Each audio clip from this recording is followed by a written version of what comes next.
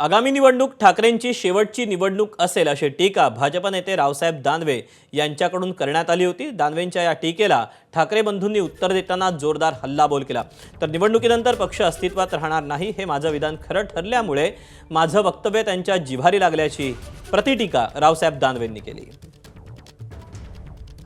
उद्धव ठाकरेंची शेवटची निवडणूक असेल या इलेक्शनला त्याच्या कार्यकर्ते राहणार नाहीत असे भाजपचे लोक म्हणतात। लोक कोण? रावसाहेब दानवे ते पता हरले त्यांच्यावरती प्रतिक्रिया देण्याच्या तरी पातळीचे राहिलेत का ते? त्यांना त्यांच्या पक्षात सुद्धा कोण विचारत नाही। मला असं वाटतं की उत्तर देवांना द्यावीत, दानवांना नाहीत।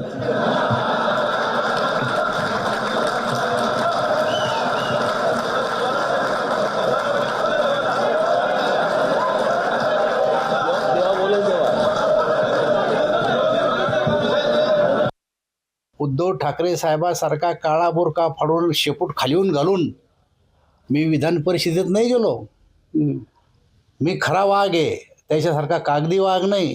समोरून पुढच्या दारात डरकाळ्या मारीत विधानसभेत बी गेलो, लोकसभेत बी गेलो। माझं म्हणणं लागण्याचं काय कारण त्याला एवढं? मी सांगितलं ते भविष्य खरं ठरलंय की हे पक्ष निवडणुकीनंतर अस्तित्वात राहणार नाही। एबीपी माझा, उघडा डोळे बघा नीट।